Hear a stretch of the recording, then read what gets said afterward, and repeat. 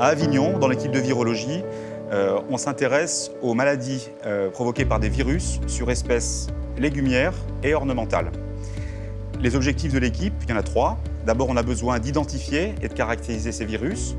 Deuxièmement, on a besoin de comprendre comment les virus se disséminent, donc c'est de l'épidémiologie. Et enfin, troisième objectif, c'est lutter, c'est-à-dire mettre en place et proposer des méthodes de lutte durables pour mieux gérer les maladies.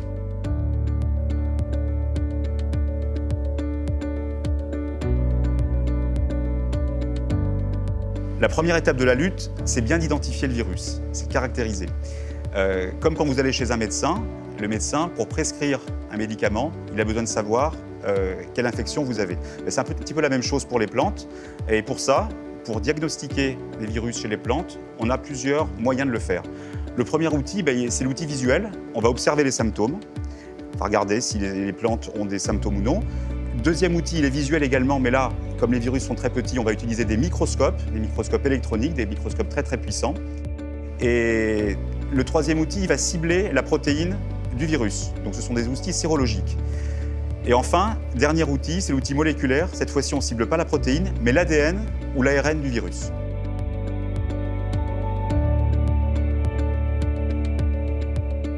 Donc, le deuxième objectif de notre équipe est de mieux comprendre les épidémies virales pour mettre en place des méthodes de lutte efficaces et durables. On s'intéresse notamment aux cultures de cucurbitacées de plein champ, comme les melons. Pour ces cultures, la pression virus est variable selon les années. Et certaines années, on peut observer jusqu'à 4 virus différents sur la même parcelle. Par exemple, ici, on a déjà 3 des 4 virus qui sont apparus.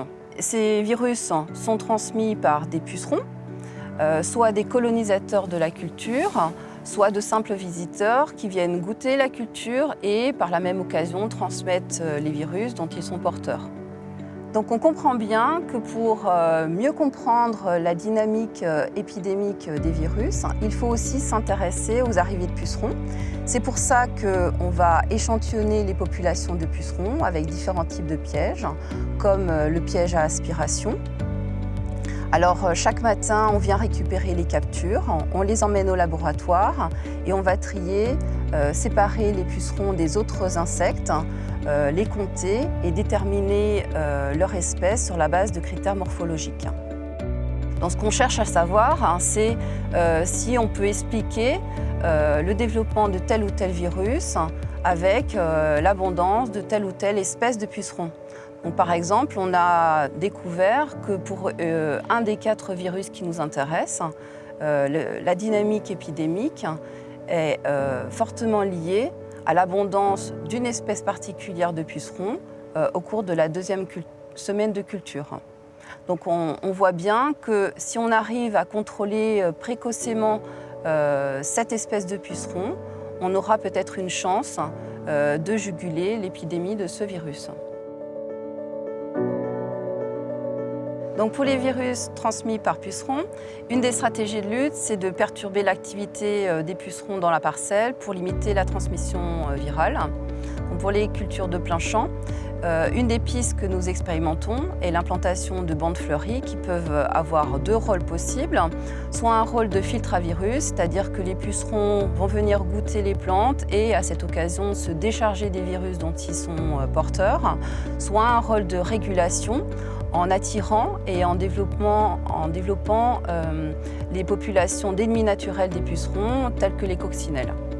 Alors, ce que je trouve vraiment intéressant, c'est la conception du mélange fleuri et la réflexion de quelles sont les meilleures espèces végétales à associer pour optimiser le service de régulation des populations de pucerons, tout en réduisant les effets non intentionnels. Par exemple, pour la culture de melon, on veut absolument réduire le risque de créer à proximité de la culture un foyer de virus ou un foyer de pucerons.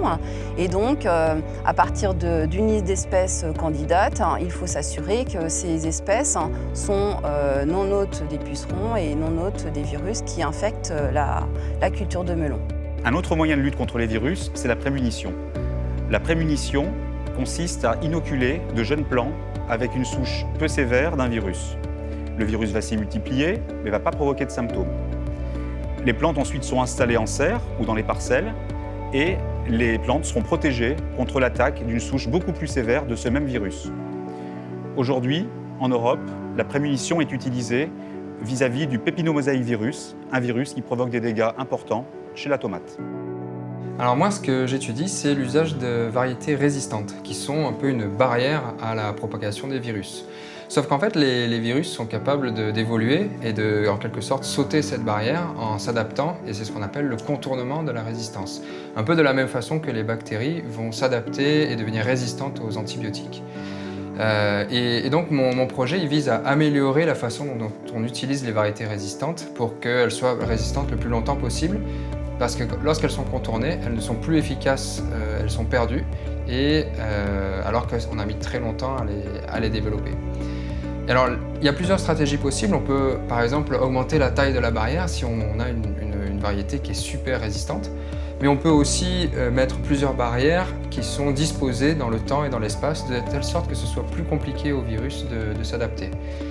Et alors, expérimenter ça sur le terrain, c'est extrêmement compliqué. Donc ce que je fais moi, c'est d'utiliser un modèle de simulation mathématique qui nous a permis de démontrer qu'en fait, il n'y a pas une solution unique à toutes les situations, mais plutôt une solution adaptée à chacun des contextes agricoles.